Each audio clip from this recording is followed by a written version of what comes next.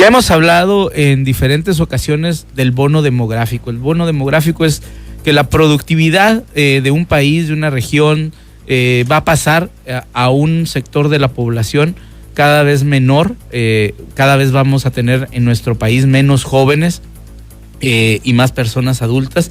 Y México llegó al borde del bono demográfico en 2019. Entonces, esta carga presupuestaria de todos los programas sociales, de la seguridad, de la salud, de la vivienda, pues cada vez va a recaer en menos ciudadanos jóvenes que van a estar en etapa productiva. Y lejos de considerar a las infancias y a las juventudes como un tema de seguridad nacional, como un tema prioritario, las instituciones, las autoridades, cada vez pues lo ven como algo que no pasa nada si las juventudes aprenden, si las juventudes están desarrollando investigación, si las juventudes están estudiando, si las juventudes están siendo productivas realmente con una economía sólida, estable, no solamente como mano de obra barata. Cada vez les interesa menos estos temas, desafortunadamente, a nuestras juventudes. Y hoy tuvimos la posibilidad, mi compañero Arnulfo Favila y su servidor Raimundo Mendoza, de estar en un Oxxo Smart. Este Oxxo que acaba de ingresar a la Universidad Autónoma de Coahuila y que está situado en el campus Arteaga, en la Facultad de Arquitectura. Y la verdad es que fue muy desalentador, fue muy triste ver la realidad a la que estamos exponiendo a nuestras juventudes como sociedad. Productos chatarra, todo lo que sabemos que hay en un Oxxo normalmente, todo lo que sabemos que venden, y que nada de sus productos son nutritivos, de los cuales las personas que consuman ahí su alimento pues van a obtener nutrientes, van a obtener salud, etcétera. Y vimos con mucha tristeza estos productos a los que están siendo sujetos las juventudes de la Universidad Autónoma de Coahuila para su ingesta alimentaria. Sopas Nissin, productos Marinela, Bimbo, Coca-Cola, lo que usted y yo ya sabemos que venden en un Oxxo. No hay necesidad de ampliar eso. Y lo más peligroso de todo esto es cómo se hizo el convenio con esta empresa de Eva Gonda.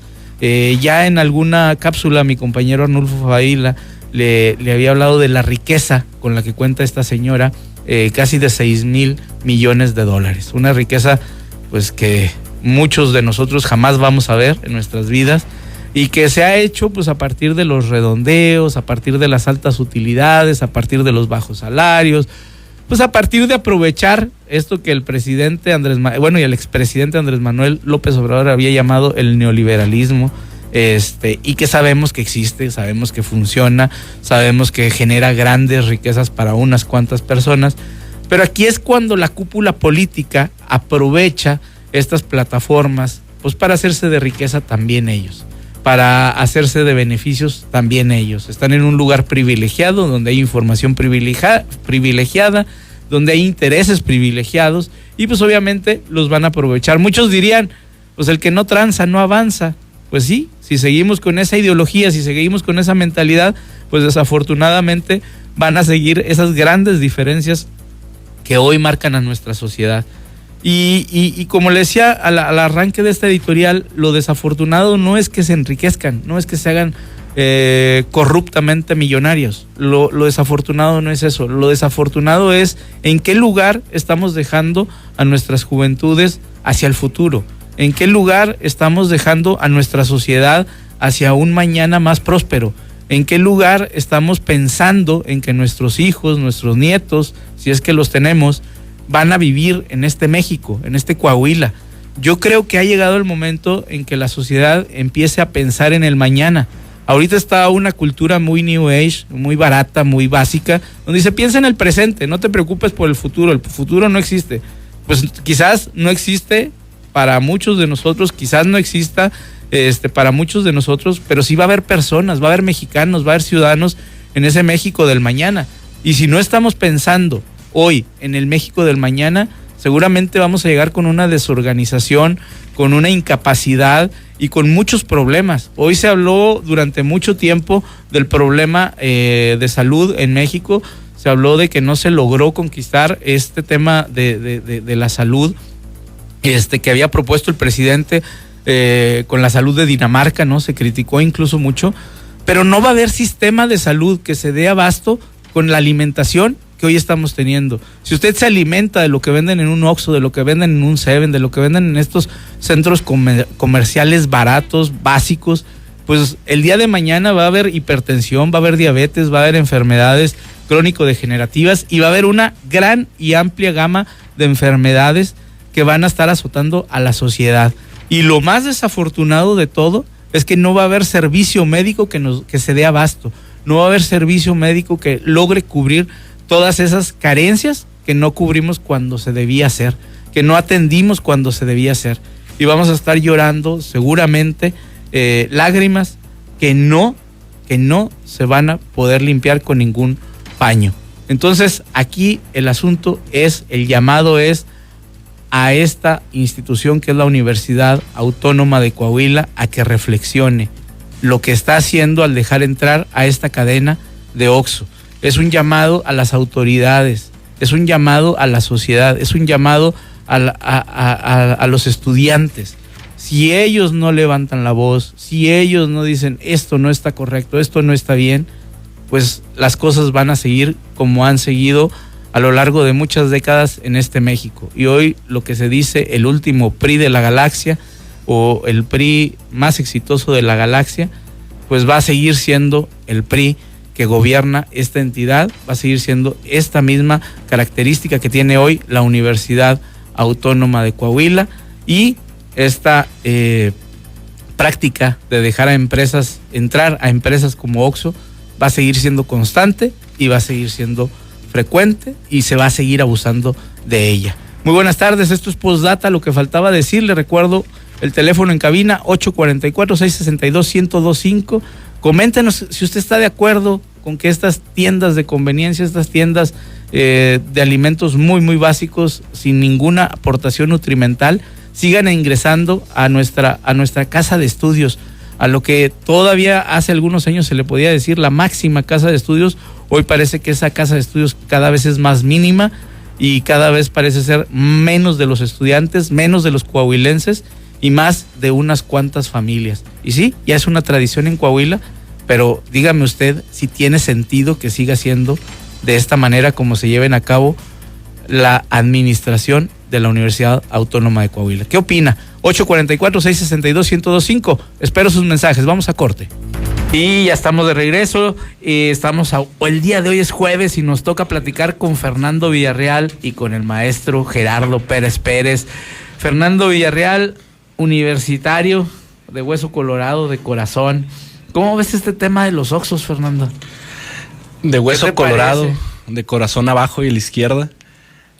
Los Oxxos me parece otra de las, así de entrada, pesado, ¿no? Los Oxxos me parece otra de las estrategias que tiene Octavio Pimentel, que es más apariencia que fondo, que es más figura que fondo, que similar a la estrategia o a la organización, ¿no?, de sacar su propia marca de ropa, va a dejar más un gasto universitario y se va a utilizar más como una plataforma de propaganda. Tenemos Oxxos, el rector es un empresario, tiene convenios con empresas, creo que va a ser más la tirada por ese lado. Habría que indagar en las proporciones de las ganancias que va a tener y también en cómo se va a subsidiar, porque un Oxxo gasta mucha energía. Tú eres consejero universitario, ¿no? Fui consejero universitario. Justamente este lunes terminó mi periodo de 2 años. Ah, pues va saliendo. ¿Y les dejaron algún informe de cómo iba a estar el acuerdo ahí, por ejemplo, en la venta de ropa y todo esto? ¿Cómo iba a estar? ¿Qué porcentajes se van para la universidad? ¿Qué porcentajes se van para la empresa? En el tema del Oxxo, ¿les mostraron ustedes como consejeros cómo iba a estar el convenio de colaboración con esta empresa? No, claro que no. ¿Dónde estamos? Las estrategias financieras, el Oxxo, las playeras, usualmente se tratan en las comisiones permanentes de la universidad, pero esas comisiones son espacios cerrados, muy herméticos, donde pues es muy difícil de entrar. Entonces, seguimos en general careciendo de transparencia, ¿no? Sí, no, en general no hay transparencia, no se rindió ningún informe. Nos enteramos acerca del Oxxo hace un par de meses por una filtración que hubo, pero realmente no hay una verdadera comunicación entre el máximo órgano aparentemente de decisión de la universidad, que es el Consejo Universitario, y las decisiones que se toman. No hay ninguna conexión. qué lástima. Fíjate, nos dicen acá, el PRI sigue muriendo. Pues en la narro entró con mucha felicidad. El chiste es que realmente se revise en todas las instituciones, desde los kinders, primaria, secundaria, preparatoria, todas, aunque no tengan. Oxxo venden puras cosas que no deberían, lamentablemente, nos dice la profe en TikTok. Dice, por acá nos dice Rocha Pérez de Mirasierra, dice la UAC, me da tristeza, yo soy ateneísta y saber que mi casa de estudios ahora la tienen secuestrada un rector que es una rata enamorada. Luis Manuel nos dice, Ricardo Mejía, el Tigre denuncia a Manolo Jiménez por estar en contra de Antonio Flores Guerra. Se dio un encontronazo muy interesante esta semana en el Congreso del Estado, ya lo estaremos platicando más tarde. Ricardo Álvarez, saludos Raimundo, muy buen programa, muchas gracias Ricardo. Ahorita seguimos leyendo sus mensajes y acá por WhatsApp dice, buenas noches. Existe la palabra prevenir. En México no se conoce porque nosotros los mexicanos vivimos al día y cuando tenemos un lugar de ahorrar lo derrochamos, sobre todo el capital humano que trabaja, y el fin de semana se van a los antros, y si es estudiante, al igual en el transporte ves a los jóvenes bien desnutridos y muy buenos para organizar los lobitos, las pachangas, los fines de semana, aunque coman entre semana sopa Nissin, en lugar de ponerse a trabajar o a estudiar. Yo creo que es también una cuestión ahí sistémica, ¿no? Que es lo que vamos viendo, o sea, no creo que sea que recaiga la culpa sobre una sola persona, sino cómo se van desarrollando las comunidades. Nosotros somos una colectividad, digo, no sé si se pueda decir de esa manera, pero muy individualista. No, y con un tejido social muy desgastado, muy desgarrado, y es muy válida el señalamiento de decir, no venden comida sana en las universidades, porque la comida asequible para el bolsillo de los universitarios, de las y los universitarios, no es comida sana. Altas azúcares, triglicéridos, muchas harinas, es lo más asequible, y realmente esta noción de volcar la culpa sobre el universitario o del trabajador, no, para nada. De hecho, la institución. Claro, no, y las condiciones que priman a eso. Si pongamos el ejemplo, ¿no?, de esto que mencionaban de los trabajadores que se esperan al fin de semana solamente para tomar. Trabajos desgastantes de más de 10 horas, más transporte más de 12 horas a la semana, llegas a dormir, sales de tu casa y tu familia está durmiendo, llegas a tu casa, tu familia está durmiendo. Tenemos que ver esto como medidas de escape a una realidad precarizada hasta el extremo. Claro, sin lugar a dudas.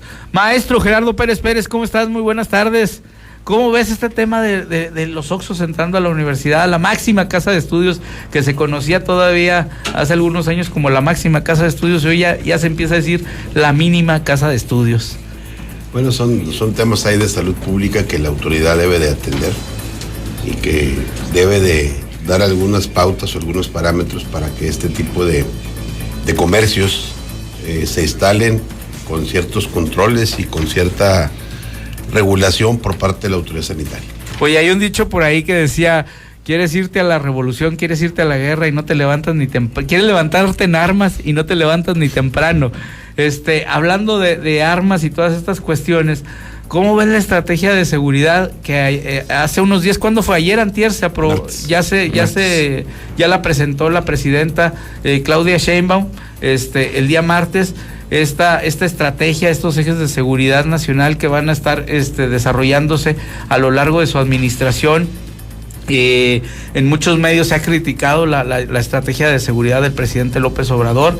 Decía la analista Viri Ríos que no es que haya sido un sexenio de abrazos, que en realidad sí hubo bastantes detenciones, hubo mucho trabajo en el tema de seguridad, datos de estudios internacionales, no estudios de aquí del país, que se siguió con el trabajo de seguridad, pero pues sí, definitivamente no había una guerra frontal contra el crimen organizado, y la misma presidenta Claudia Sheinbaum ha dicho que no va a haber ninguna guerra contra el crimen organizado. Sin embargo, sí se ve una estrategia muy puntual que cubre varios espectros de la vida pública, de la vida social, y que va un poco también a la raíz de esta cohesión social, ¿no? Mira, voy a dejar ese tema del tejido social y la cohesión social para los antropólogos o para los especialistas en ese tema, que yo no lo soy.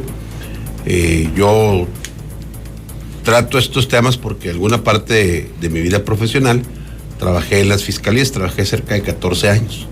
Entonces sigo leyendo algunos temas, sigo un poquito, algunas cosas, y eso es lo que de alguna manera me permite dar algunos puntos de vista, dar algunas opiniones. Mira, en primer lugar, yo celebro que la presidenta haya planteado entre sus primeros programas, entre sus primeras líneas de acción, el tema de la seguridad. Yo creo que en este tema, evidentemente, nosotros los coahuilenses lo vemos con algo de distancia, con algo de ajeneidad, porque ocupamos estadísticamente el lugar número 27 en la incidencia delictiva a nivel nacional en el tema del homicidio. Tenemos una tasa, el año 2022 fueron 170 homicidios, en una población de 2.200.000 habitantes, perdóname, 3.326.000. Okay. Y el año anterior, 2023, llevamos 129, y este año probablemente sea un número de 115 o 118 homicidios.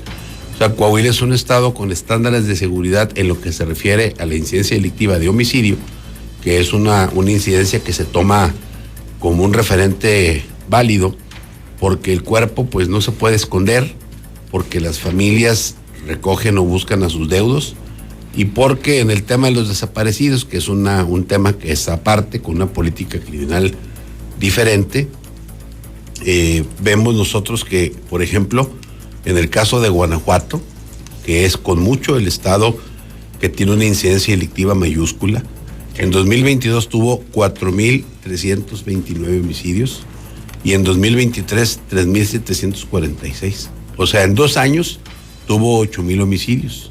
Si divides 8.000 entre 700 y fracción de días que constituye 2 años, son como 11 homicidios diarios.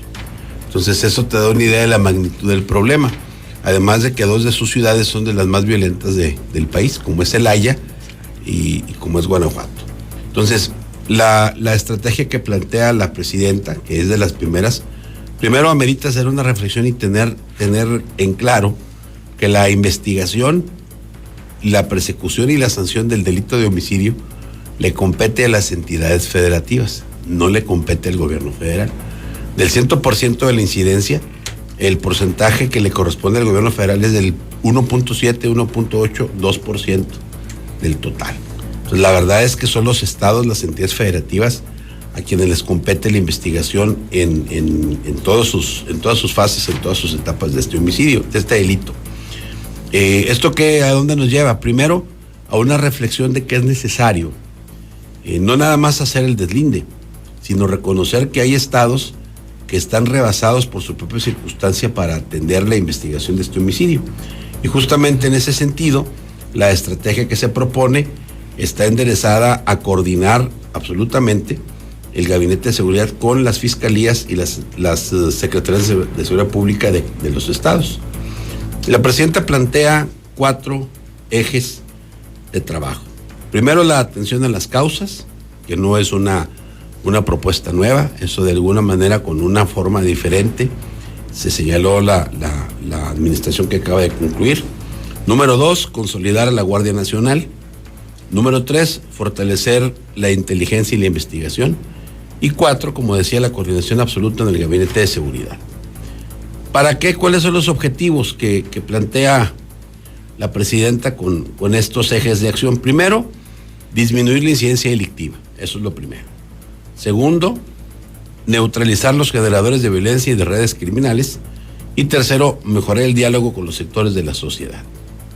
Entonces, ¿qué tiene que hacer la presidenta? Bueno, es un trabajo enorme porque lo que estamos viendo nosotros es que el mapa delictivo, la estadística delictiva te muestra que 5 entidades federativas constituyen la mayor parte del conflicto o del problema de seguridad en el país. ¿Cuáles son estas entidades federativas y cuál es su incidencia delictiva? Son las siguientes. En primer lugar, como ya lo dije, Guanajuato, Estado de México, Baja California, Chihuahua, Jalisco, Michoacán, más abajito está Guerrero, en el lugar 6, en el 7 Jalisco, en el 8 Morelos, en el 9 Sonora y en el 10 Nuevo León.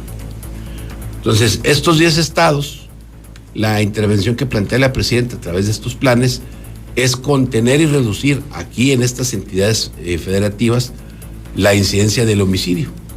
¿Por qué el homicidio? Bueno, pues porque es el delito, repito, que se mapea o se sigue con más facilidad. Además, pues es el que contiene en sí mismo la violación más grave del derecho humano más importante, que es el derecho a la vida. Entonces, la estrategia que plantea la presidenta es esa. ¿Es una estrategia correcta? Pienso yo que sí, porque lo que hace la presidenta y lo que plantea el programa o el plan de seguridad es reconocer que hay que fragmentar la problemática de seguridad porque no es la misma en todo el país, en todas las regiones. Claro. Y cito el caso de Coahuila, que no es el único. Todavía abajo de Coahuila, con una menor incidencia delictiva, tenemos a Campeche, Aguascalientes, increíblemente Durango, Yucatán, y finalmente, con la menor incidencia delictiva del país, el estado de Baja California, que tiene 50 homicidios al año. Baja California Sur. Sí, Baja California Sur. O sea, absolutamente nada. Entonces, esto te va a llevar a ti a replantear los temas y los programas de seguridad. Ahora, ¿qué vas a hacer? Bueno, perdón que te interrumpa, que esta fragmentación no se hace en los análisis que generalmente oímos en los medios de comunicación, ¿no? El discurso que se hace en el tema de seguridad, primero, y lo digo con mucho respeto para la audiencia, es un discurso político. Claro, ideológico. ¿Y es un discurso fatalista o es un discurso de catástrofe? Uh-huh. Si seguimos nosotros los indicadores delictivos, veremos que los problemas están focalizados en ciertas entidades. Y ahí... Digo, porque, perdón que te vuelvo a interrumpir, si nos metemos en esa dinámica ideológica e incluso partidista, pues diría, este tema de la seguridad depende de las entidades federativas, diríamos, no, pues el problema lo tiene el PAN, porque en Guanajuato la seguridad está de la fregada. Es correcto. Y ese sería un análisis muy reduccionista, ¿no? Finalmente. Bueno, en el tema de Guanajuato, hay estudios. Guanajuato tiene una incidencia delictiva elevada desde hace 10 o 12 años. O sea, la incidencia delictiva no es de hace 3 años. Es decir, esto ya te plantea, entrando al tema, un problema estructural, claro, y un problema que no se ha atendido durante 12 años. ¿Qué sucede en Guanajuato? Primero, tienes un estado con grandes contrastes sociales, es decir, hay población muy rica, hay población muy pobre. Es un estado altamente industrializado, con una gran capacidad económica, incluso superior a la de Coahuila, eso hay que decirlo. Sí. Es un estado que tiene vías de comunicación con cerca de 10 entidades federativas, si mal no recuerdo. Es un estado donde cruzan los ductos de Pemex, hacia el oriente, Veracruz, y hacia el occidente, hacia Jalisco, ¿no? Entonces, Guanajuato tiene un estado donde la política delictiva o la política criminal que se tiene que implementar tiene que reconocer todas estas circunstancias. Estas circunstancias, ¿qué nos dicen? Nos dicen que en Guanajuato, primero, es un estado donde el huachicoleo o el robo de combustible ocupa un lugar mayúsculo. Primero. Entonces, es una población industrial de muchos obreros, el consumo de drogas es al alza. Entonces, te está generando un caldo de cultivo, una incidencia económica, una capacidad económica que tiene un obrero para consumir droga, para consumir alcohol, y una enorme facilidad de incorporarse a la empresa delictiva a través de los grupos delictivos que están en esa región, destacadamente el del Marro, de José Antonio García Yepes, el Marro, que está procesado, pero que es el que controla, eso es la gente de Santa Rosa, del cartel Santa Rosa de Lima. Entonces, ese es un detalle que Guanajuato tiene. ¿Y qué ha sucedido? Lo que ha sucedido es que no hay institucionalmente ningún resultado.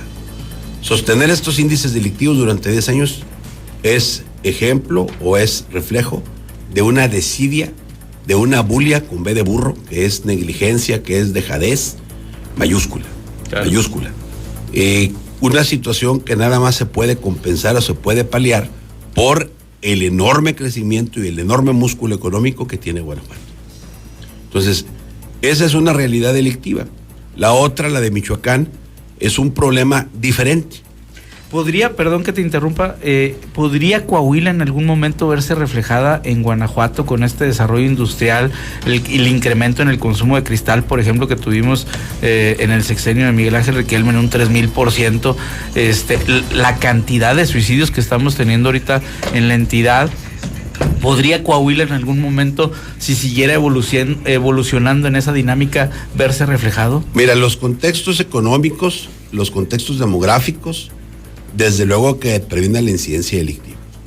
Aquí lo que vimos durante 6 años fue, en relación al tema de las adicciones, una lectura muy ligera, una lectura inocua, es decir, no está robando, sí se pone borracho, sí se pone drogado y pues no pasa nada.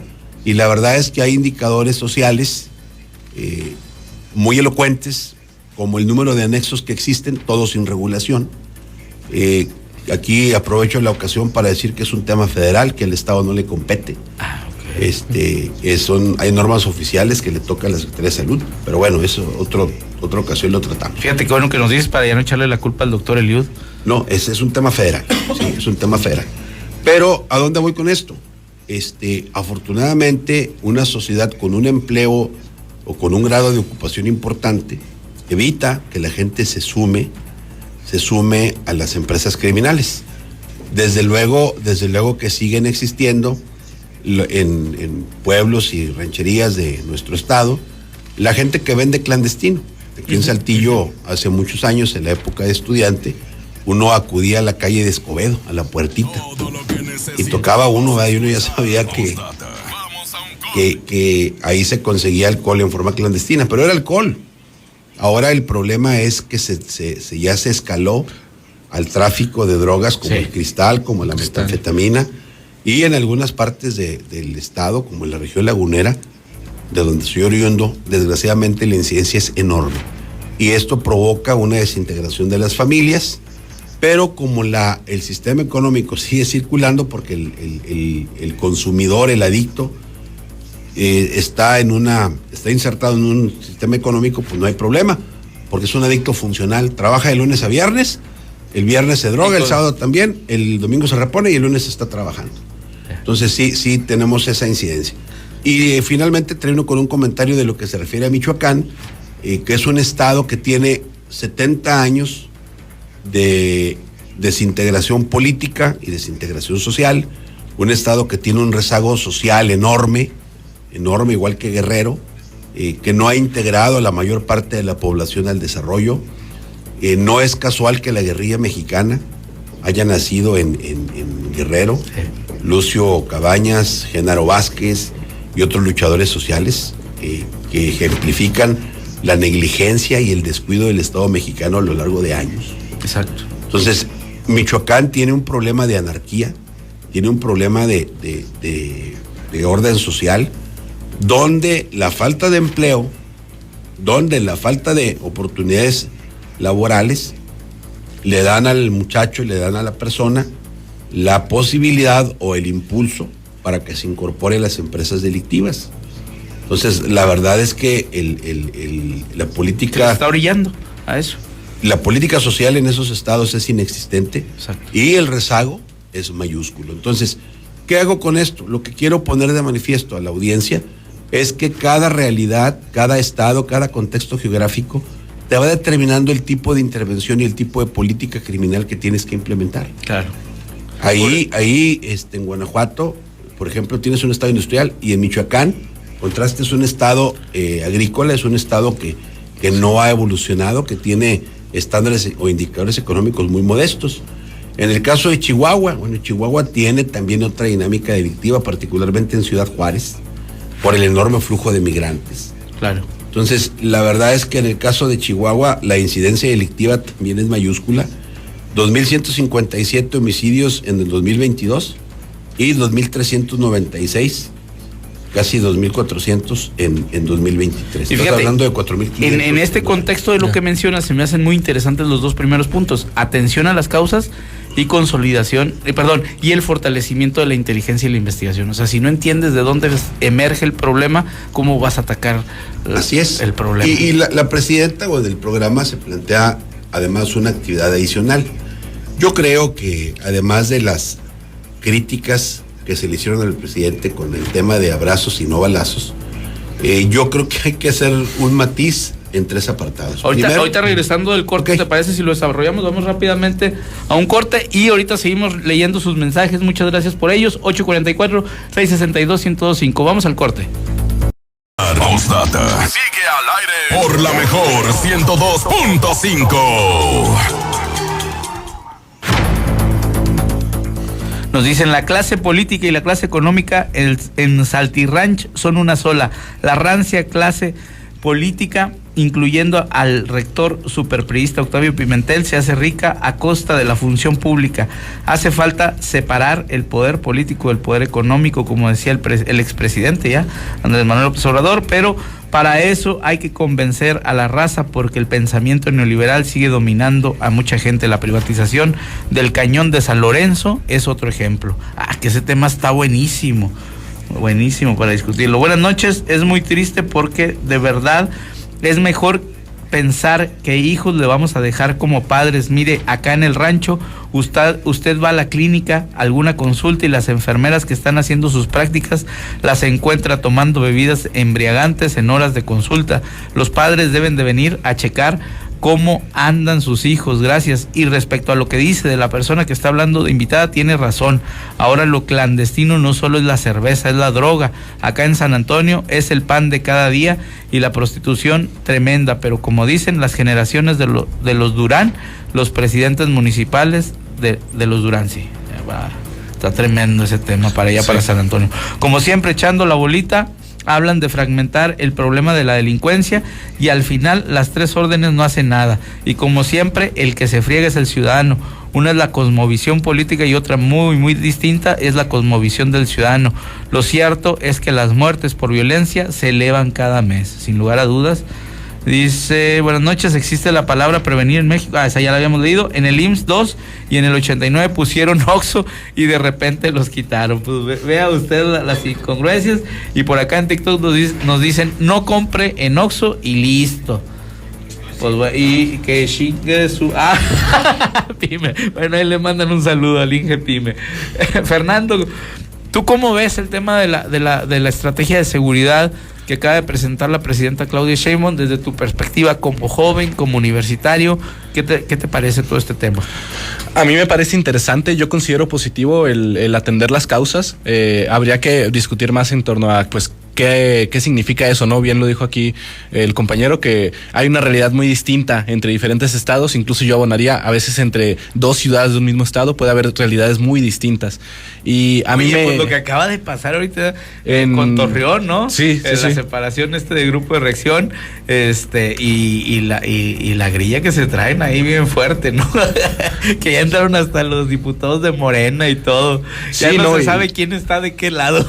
y justo, qué bueno, ¿no? Y grilla política, me parece interesante este comentario que hacían de separar la cosmovisión política de la cosmovisión ciudadana, que yo no creo que sean opuestas. Si justamente estos fenómenos violentos no ocurren aislados de las relaciones políticas ni de las relaciones empresariales. Una adición que me pareció positiva de la nueva estrategia de seguridad, habrá que ver cómo se desarrolla, es la conformación del Gabinete Alterno de Seguridad, integrado por la Serena, la Marina, la UIF, el SAT. Es decir, integran operadores enfocados a los recursos de los delincuentes, y ahí se ve un cambio de la continuidad de... Sí, ahí se ve un cambio de la continuidad de la estrategia de Obrador de atender a las causas. También este punto clave de la consolidación de la Guardia Nacional está interesante. En temas de seguridad, a mí me parece muy relevante discutir acerca de la profunda relación que hay entre los procesos de acumulación de capital y los procesos de crimen organizado que se desenvuelven, pues, en todo el mundo realmente. Existe una geopolítica y una geoeconomía del crimen organizado que no podemos entender en un estado aislado o en un país aislado. Si justamente en estos de los videos más vistosos que hay del Cártel Jalisco Nueva Generación mostrando todo el armamento, podemos encontrar o podemos comprenderlo por las articulaciones con redes globales como la CIA, la DEA, de dónde obtienen el armamento, incluso de relaciones que tiene México con países como Israel, que durante un tiempo, por un acuerdo que hubo, no solo suministraba y sigue suministrando armas que no solo dan a parar a los cuerpos militares, sino también a cuerpos del crimen organizado. Sí fue una de las organizaciones armamentistas de Israel quien entrenó a los gafes en métodos avanzados de interrogatorio, en otras palabras, de tortura. Pero justamente partiendo de esta relación profunda entre el crimen organizado, la desigualdad y la exclusión social, es que se dejan de percibir alternativas o escapes a la miseria, a la precariedad, y una de ellas es lo más inmediato que se tiene en ciertos estados, que es pues el crimen organizado, los incendios forestales que desplazan poblaciones, las mineras utilizando a los cuerpos armados del narco como brazo armado para desplazar a familias enteras, a poblados enteros para aprovecharse de ciertos recursos. Es una realidad que creo que también habría que atender las causas. Ese tema que mencionas lo vimos hace algunos años aquí en el Cimari de General Cepeda, de Noria de la Sabina. Sí, claro. Que llega el ejército y al final, cuando estaban las protestas ya un poco calientitas, llega el ejército y el ejército protege a la empresa, ¿no? Y hay un libro muy interesante, El Carbón Rojo de Coahuila, que habla justamente de cómo se vivió ese proceso en Pasta de Conchos, en Barroterán, en Allende, en varios lugares, ¿no? Yo te quería preguntar, ¿cómo ves esta relación entre la desesperación, la precariedad, el consumo de drogas sintéticas, la violencia, los jóvenes, los adultos incluso sometidos a una vida sin sentido, reducidos a una orfandad sin Estado, que encuentran sus rutas de escape en el crimen organizado, y cómo desde un punto de vista... yo sé que no vamos a tratar mucho ese tema, pero social, y cómo se relaciona ese tema, la precariedad provocada con estas élites políticas que se valen justamente de que exista esa precariedad en sus estados, y en los más delictivos de... Pues como ahorita lo mencionabas, en Michoacán, en Guerrero, donde está la raíz de la guerrilla, ¿no?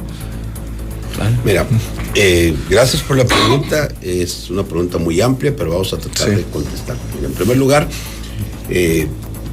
estos fenómenos no son fenómenos nuevos. Y ya hace un buen número de años, Emil Durkheim, que es el sociólogo que creó esta disciplina, en su libro Las reglas del método sociológico, dice que un hecho social no se explica en forma aislada, sino que se explica en vinculación o en relación con otros hechos sociales. Evidentemente que una injusta distribución de la riqueza, una injusta distribución de oportunidades fomenta y estimula la realización de conductas antisociales o bien de conductas que son francamente delictivas. Hay que recordar que los códigos penales lo que consagran son conductas prohibidas que se han llevado al código por las élites. Entonces, las primeras conductas delictivas que están prohibidas de estilo, pues es las que atentan contra el patrimonio, es el robo, es el fraude, es el despojo. Y lentamente los códigos penales se han incorporado otro tipo de delitos que van de la mano con el avance de la sociedad, como el tema de la ecología, como el tema del respeto a las minorías, como el tema del respeto a los animales. Entonces, yo contestaría diciendo que efectivamente, de acuerdo a lo que nos dice Durkheim, un hecho social se explica en virtud de otro hecho social. Y la incorporación, la mayor facilidad para que alguien realice una conducta delictiva, pues bueno, explica que el crimen organizado sea encarnado, sea representado por gentes que tienen 16, 18, 19, 20, 21 años. Tristemente, esa es la realidad del crimen organizado. Ahora, ¿a dónde voy con esto? Voy al señalamiento de que la estrategia plantea focalizar y disolver este tipo de organizaciones que se producen o que son posibles por la connivencia, por la complicidad entre las élites políticas y las élites económicas. Esto tampoco es un descubrimiento nuevo o es propio de México. En los Estados Unidos, comentamos ahorita en la pausa, que durante más o menos unos 20 o 30 años, la delincuencia organizada, a partir de los años 30, con el tema del contrabando de licor, luego con el tema de la prostitución, después con el tema del juego, evidenció la complicidad entre las autoridades estatales y las autoridades federales con los criminales de Estados Unidos. Incluso esto explica, y lo digo con algo de picardía, el surgimiento de lugares como Las Vegas. Las Vegas nace porque el alcalde Fiorello LaGuardia que era alcalde de Nueva York y paisano de todos los italianos, les empieza a echar al Hudson las máquinas tragamonedas. Entonces, ¿sabes qué? Me voy a ir, se van a Nueva Jersey. Ya estoy como mi maestro Onésimo. Nueva Jersey queda a un costado de Nueva York, lo separa el río Hudson. Y ahí se establecen en Atlantic City y en otras partes más donde el juego está permitido. Se van a Las Vegas en los años 50 y se establece pues todo un imperio del juego, de la prostitución, etcétera, que son actividades que en otros estados no se permitían. Recordando que en Estados Unidos los estados o las entidades tienen un grado mayúsculo de autonomía. Entonces, ¿qué es lo que sucede? Bueno, pues que a mayor marginación social surge la posibilidad de mayor inclusión en una actividad antisocial o bien delictiva. Maestro, estamos escuchándote y todo y se nos va el tiempo, pero hay otro corte. Vamos al corte, quédese, está en postdata lo que faltaba decir. Regresamos con el maestro Gerardo Pérez Pérez y con Fernando Villarreal. Todo lo que necesitabas escuchar. Postdata. Vamos a un corte y regresamos por la mejor 102.5. Ven a Suburbia y descubre tu look otoño-invierno. Aprovecha 20% de descuento en blusas y camisas. Sí, llévate blusas y camisas para toda la familia con 20% y hasta 7 meses sin intereses. Descubre Suburbia. Válido al 17 de octubre. Consulta términos y condiciones en tienda. CAT 0% informativo para meses sin intereses. Solo con AT&T Prepago, llévate un Honor con recarga incluida y doble de gigas estrenando un AT&T Kit. Más que números, personas. Términos y condiciones en att.com. El matrimonio infantil está totalmente prohibido. La Constitución protege el interés superior de las infancias y el libre desarrollo de su personalidad. Esa prohibición absoluta es acorde con la Constitución. Así podrán disfrutar de los derechos propios de su edad y desarrollarse plenamente. Derechos de las niñas, niños y adolescentes. La Corte contigo. Ahorra con los precios más bajos solo en Home Depot. Variedad de estilos y diseños de la mejor calidad en puertas para tu hogar. Aprovecha que en la compra de 3 puertas semisólidas de ajuste express te llevas la cuarta gratis. Además, compra meses sin intereses con tarjetas participantes. Home Depot. Haces más, logras más. Consulta detalles en tienda y en homedepot.com.mx hasta octubre 30.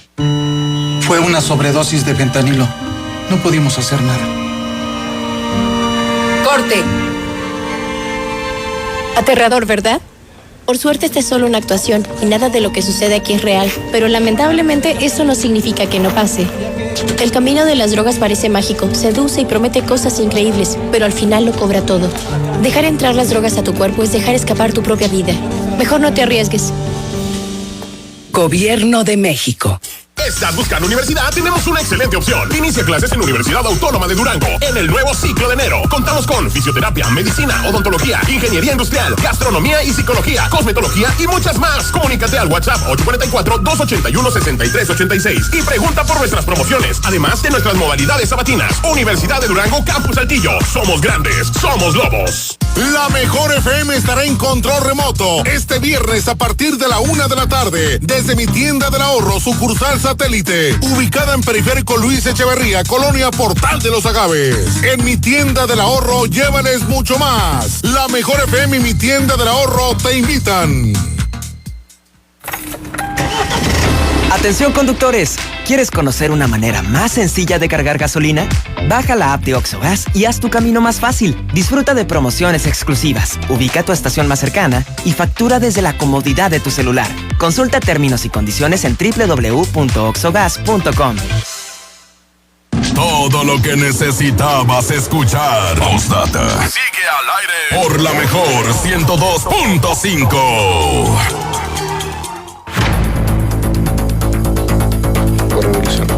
Un hecho social conecta con otro hecho social. Esa es la primera regla del método sociológico. Y por eso en este programa siempre tratamos de hablar de los contextos, de qué está pasando y algo que nos preocupa mucho en esta mesa. Mira, lo primero es el tema de los jóvenes y por qué no se están atendiendo esas causas de las juventudes para ir previniendo desde ahorita problemáticas que se nos van a presentar en temas de salud, en temas de estructura social y en otros temas mucho más amplios y más complejos que pueden ir detonando en base a las políticas públicas que hoy tenemos en Coahuila. Pero ya vamos con las conclusiones. Fernando, ¿qué quieres dejarle a la audiencia el día de hoy?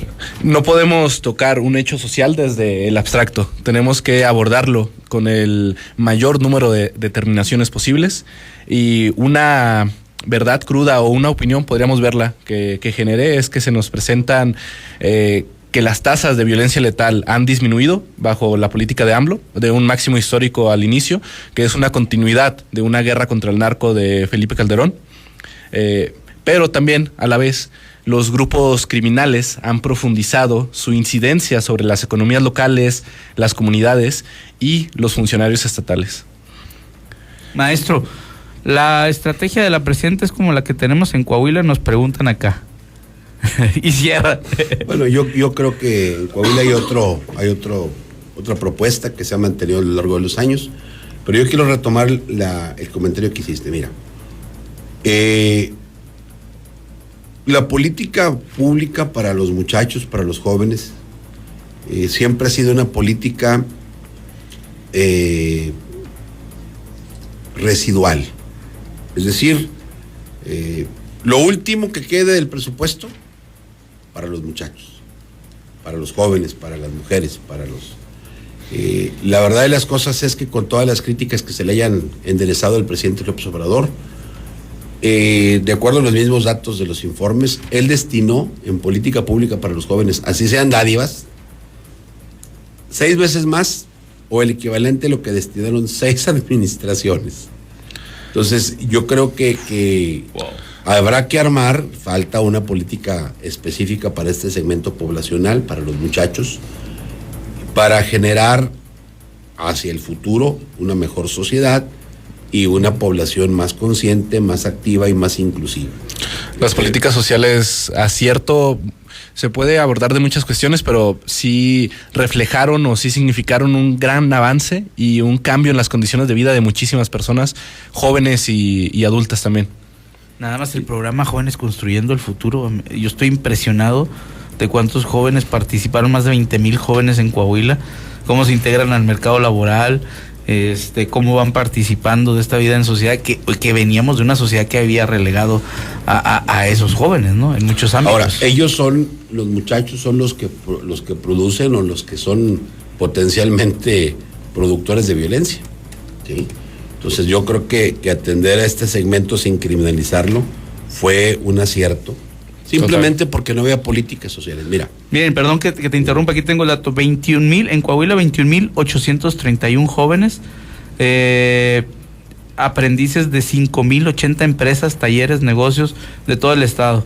Representó una dispersión de recursos de 841,105,441 pesos. Impresionante. No, por eso es un gran avance, porque incluso a pesar de estos avances sigue habiendo precariedad laboral, sigue habiendo un gran terreno que recorrer, pero se reconoce porque la derecha ataca a estas políticas sociales diciendo, pero se lo van a gastar en cualquier cosa, ¿no? Los comentarios del inicio, que no invitan las alcohol. No es que no conocen las caguamas los de la derecha. Fíjate, nos dicen, dice, ustedes hablan mal de Oxxo y tienen publicidad de Oxxo, un poco de congruencia.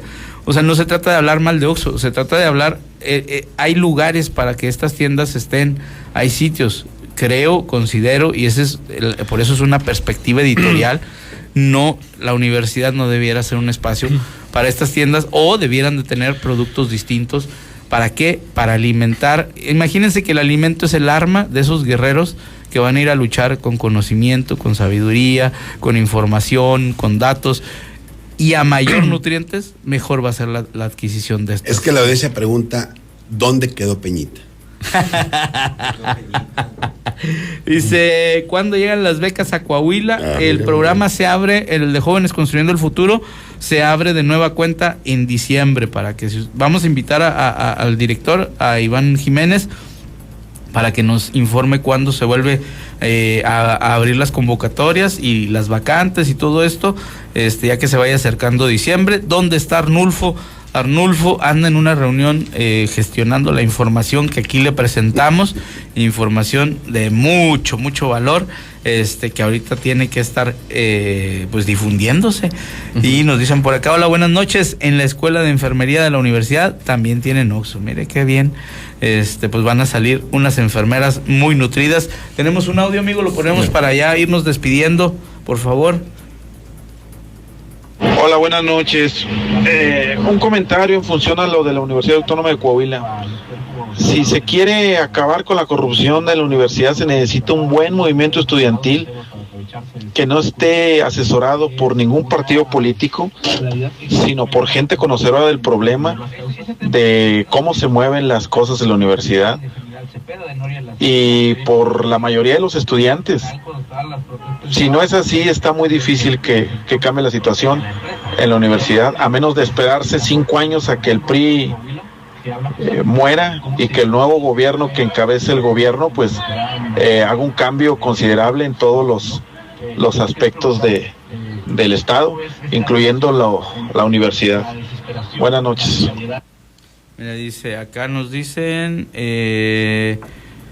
por cierto, ¿en qué quedó el pliego petitorio de los estudiantes del TEC? Está un chavo que según luchaba por los derechos, ay caray, ya se me fue, ahí voy, que según esto luchaba por los derechos, al final se sentaron y arreglaron, jajaja, su abogado fue un juez, el gobierno, jajaja, parece que les dieron a tole con el dedo. El movimiento estudiantil no estuvo asesorado por ningún partido político, creo que no. ¿Tú estuviste participando en el movimiento estudiantil? Sí, de hecho, esta es una compañera del movimiento estudiantil. Le mando un saludo a Samantha, a Sam. ¿Qué onda? Fuerte abrazo, Sam, ahí nos estaremos viendo. No estuvo asesorado por ningún partido político, perdón.